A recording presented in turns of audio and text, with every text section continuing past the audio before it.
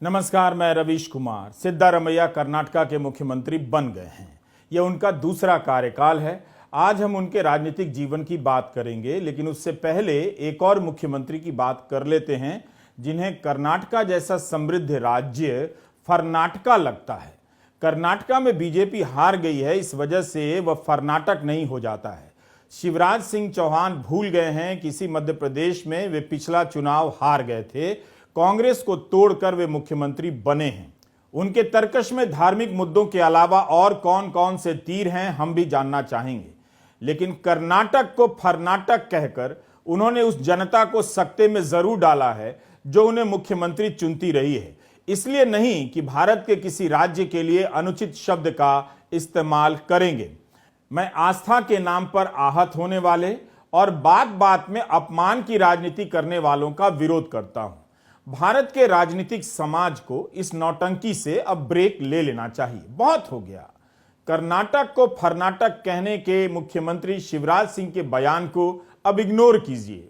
सिद्धारमैया कर्नाटका के मुख्यमंत्री बने हैं, एक बार उप मुख्यमंत्री रह चुके हैं और अब दोबारा मुख्यमंत्री बने हैं। कौन है ये सिद्धारमैया? मैसूरू के पास एक गांव है सिद्धारमनहुंडी, वहीं के रहने वाले हैं और वो जिला काफी समृद्ध माना जाता है।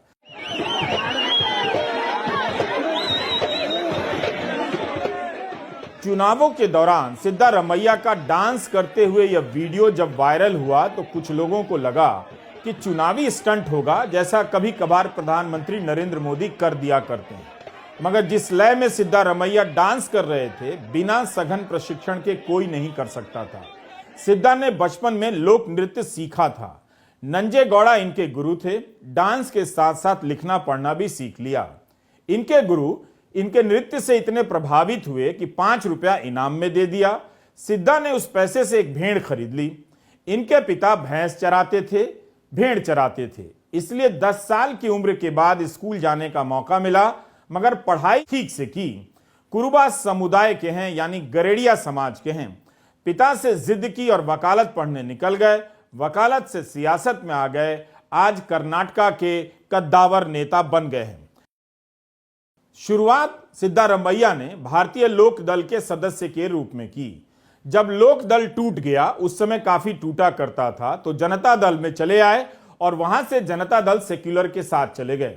आमतौर पर कांग्रेस से ऐसे नेता निकलकर अपनी पार्टी बनाते हैं, फिर जनता दल में जाते रहे हैं और समाजवादी धारा में ऊंचा मकाम पाते रहे हैं। मगर सिद्धा तो समाजवादी और एंटी कांग्रेस धारा से निकलकर कांग्रेस में आए और वहां ऊंचा मकाम बना गए। पहली बार 1983 में विधानसभा का चुनाव जीत गए और तभी से कुछ एक मौकों को छोड़कर लगातार विधायक भी रहे। जनता दल की जेएच पटेल सरकार में 1996 में और 2004 की एन धर्म सिंह सरकार में डिप्टी सीएम रह चुके हैं। 2005 में सिद्धारमैया को पार्टी से निकाल दिया गया। ಕಾನೂನಿನ ಮೂಲಕ ಸ್ಥಾಪಿತವಾದ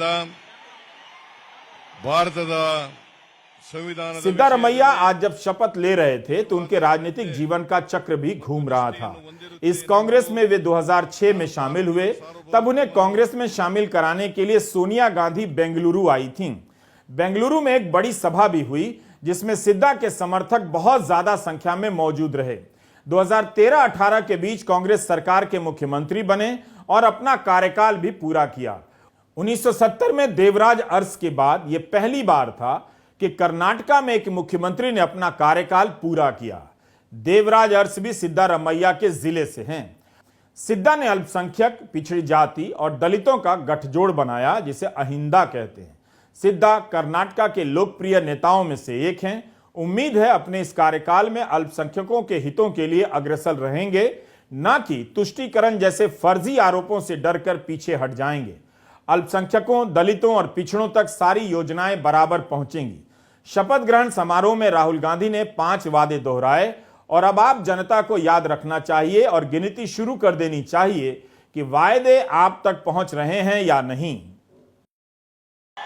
1-2 घंटे में कर्नाटक की नई सरकार की पहली कैबिनेट मीटिंग होगी। उस कैबिनेट मीटिंग में ये 5 हमारे जो वायदे हैं ये कानून बन जाएंगे। जो हम कहते हैं हम कर दिखाते हैं। सरकार का लक्ष्य जो हमारे किसान हैं, मजदूर हैं, छोटे दुकानदार हैं, युवा हैं, उनकी रक्षा करना और उनके भविष्य को सुनहरा बनाना है।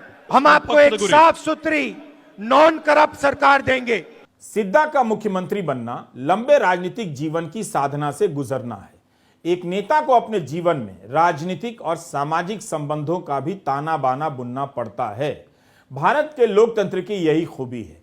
लंबे संघर्ष से तब कर कोई नेता इस पद पर पहुंचता है तो कोई इस वजह से भी मंत्री बन जाता है कि वो सिंधिया जैसे राजघराने से आता है।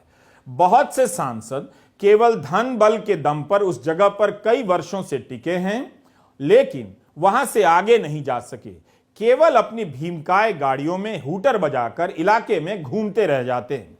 सिद्धारमैया का जीवन बता रहा है कि हर दिन उन्होंने राजनीति में कुछ न कुछ जोड़ा है, विस्तार किया है, जहां थे वहां से आगे आए हैं। 1989 के बाद कर्नाटका में कांग्रेस को इतनी सीट मिली है, वो भी तब जब बीजेपी की तरफ से प्रचार और रोड शो का चेहरा एकमात्र नरेंद्र मोदी थे। रोड शो में नरेंद्र मोदी के साथ राज्य बीजेपी का कोई चेहरा नजर नहीं आया करता था। कहा जा रहा है कि इस चुनाव में कांग्रेस को राहुल की पदयात्रा से लाभ मिला है। जिन जिलों से पदयात्रा गुजरी है वहां कांग्रेस का प्रदर्शन काफी बेहतर हुआ। प्रियंका और राहुल की सभाओं में भीड़ भी काफी आ रही थी और रैलियों की तैयारी देखकर लग रहा था कि वहां की कांग्रेस या चुनाव की तरह लड़ रही है। लेकिन 2013 में एक और पदयात्रा हुई थी। सिद्धारमैया ने बेंगलुरु से बेल्लारी तक की पदयात्रा की और वहां के रेड्डी बंधुओं के वर्चस्व को चुनौती दे डाली। 2013 में कांग्रेस सत्ता में आ गई और सिद्धा मुख्यमंत्री बन गए। 2018 में कांग्रेस सिद्धा के चेहरे पर चुनाव लड़ी मगर बहुमत नहीं पा सकी, लेकिन पार्टी को 80 सीटें मिल गईं। जनता दल सेक्युलर के साथ मिलकर सरकार बनी तो मुख्यमंत्री बने एचडी कुमारस्वामी। यह सरकार 14 महीने ही चली। कांग्रेस के 14 विधायक टूटकर बीजेपी में चले गए या ले आए गए और बीजेपी की सरकार बन गई। पार्टी को तोड़ने का वो तमाशा देश ने गोदी मीडिया के जरिए खूब देखा था। ऑपरेशन लोटस वहीं से चल पड़ा। जब 1994 में सिद्धारमैया वित्त मंत्री बने तब वहां के कुछ अखबारों ने लिख दिया कि भेड़ें चराने वाला आदमी राज्य का वित्त मंत्रालय कैसे चलाएगा।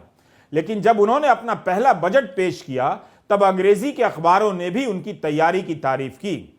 वैसे कर्नाटका में सिद्धा ने ही सबसे ज्यादा बार बजट पेश किए हैं, 13 बार। उनके द्वारा लॉन्च की गई कई योजनाओं को आज भी सराहा जाता है और वे जारी हैं। एक राजनेता के जीवन की कहानियां जलेबी की तरह पेचदार होती हैं।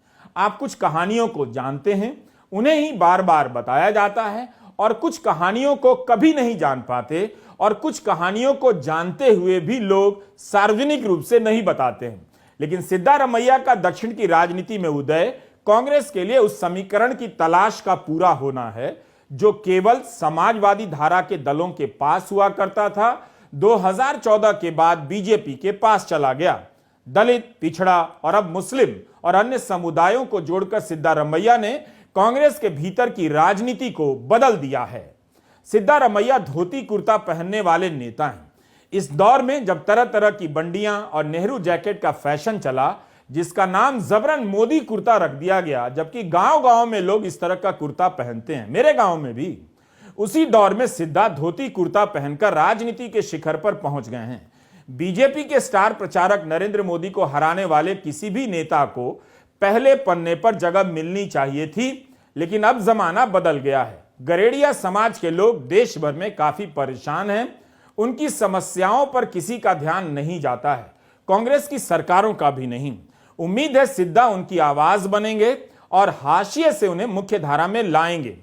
कर्नाटका में कांग्रेस की सरकार बन गई है। कई विपक्षी दलों को न्योता गया और कुछ को नहीं गया। आपको याद होगा 2019 के चुनाव से पहले 2018 में बेंगलुरु में विपक्षी नेताओं का एक बड़ा जमावड़ा हुआ।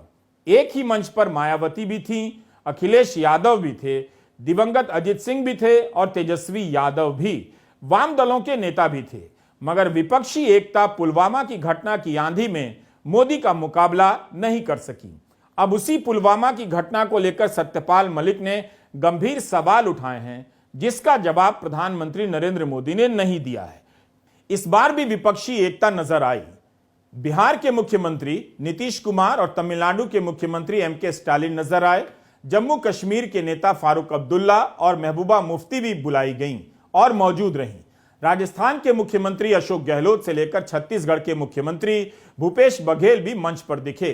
अभिनेता कमल हासन भी शपथ ग्रहण में शामिल हुए। डीके शिव कुमार ने जब सिद्धारमैया को भाषण के लिए बुलाया तो वहां मौजूद लोगों का उत्साह देखने लायक था। दोनों नेताओं की प्रतिस्पर्धा मंच से नदारद थी। दोनों एक दूसरे को आदर दे रहे थे। सिद्धा ने भी अपने भाषण में शिव कुमार का नाम लिया। कर्नाटक में सत्ता परिवर्तन इसी के साथ शुरू हो गया। कर्नाटक में बीजेपी लगातार दूसरी बार चुनाव हारी है। पिछली बार भी हार गई थी, कांग्रेस को तोड़कर सरकार बनाई थी। 2014 में भ्रष्टाचार के मुद्दे पर नरेंद्र मोदी सत्ता में आए और 2023 में भ्रष्टाचार के मुद्दे पर दक्षिण का एक बड़ा राज्य हार गए, जिसे संघ की प्रयोगशाला कहा जाता रहा है। कभी हलाल तो कभी हिजाब तो कभी मुसलमान, फल फूल विक्रेता से सामान नहीं खरीदने का अभियान और कुछ नहीं मिला तो टीपू सुल्तान को लेकर बवाल। धर्म की राजनीति ने बीजेपी और गोदी मीडिया में यह आत्मविश्वास और अहंकार भर दिया है कि जनता भूख से मरती रहेगी, मगर धर्म का नारा लगा देने से वो भूल जाएगी। कई बार उसका यह आत्मविश्वास और अहंकार सही भी साबित हुआ है और आगे भी सही साबित होगा, मगर धर्म को मानने वाले भी कई बार धर्म के नाम पर झूठ के आडंबर को ठुकरा देते हैं। यह भी साबित होता रहेगा। इस रोड शो के वीडियो को देखकर तब भी और अब भी पूछना चाहिए था कि प्रधानमंत्री अकेले क्यों कर रहे हैं। कर्नाटका बीजेपी के नेता क्यों नहीं नजर आए। मगर धर्म और राजनीति के गठजोड़ के इस सबसे बड़े चेहरे के सामने एक सवाल रखकर देखिए, कोई जवाब नहीं आएगा। अगर धर्म का इस्तेमाल इनसे ना हो तो प्रधानमंत्री या उनकी पार्टी के कई नेताओं का भाषण किस पर होगा, कब तक होगा, कुछ पता नहीं, बीच में ही खत्म हो जाएगा। सोचना तो उस बजरंग दल को भी चाहिए जिस पर कांग्रेस ने बैन लगाने की बात अपने घोषणा पत्र में कही है। तो प्रधानमंत्री उस बजरंग दल की 5 खूबियां चुनावों में नहीं गिना सके, बल्कि बजरंग दल पर बात ही नहीं कर सके। यह बात अगर बजरंग दल को समझ आ जाएगी तो उन्हें यह भी समझ आ जाएगी कि बजरंग बली का नारा प्रधानमंत्री क्यों लगा रहे थे, क्योंकि प्रधानमंत्री बजरंग दल का बचाव नहीं करना चाहते थे या कर ही नहीं सकते थे। बिहार में बीजेपी क्या कर रही है, एक बाबा को ले आई और किस तरह के भाषण हुए हैं आप जाकर सुन सकते हैं। इसलिए किसी चुनाव का किसी पार्टी के मूल स्वभाव पर कोई असर नहीं पड़ता है। जिसके कार्यकर्ताओं का राजनीतिक स्वभाव ही इन बातों से बना हो, केवल हार से नहीं बदल जाएगा। बिहार की घटना बता रही है कि जिस पार्टी में मोदी जैसे बड़े नेता हैं, उनके रहते वो पार्टी एक नए बाबा के सहारे अपना भविष्य खोज रही है। 2014 में इसी तरह रामदेव छाए हुए थे।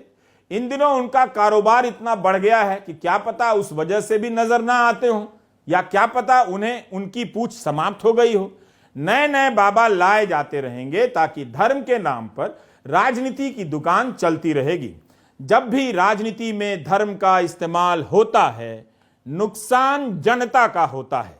नमस्कार, मैं रवीश कुमार।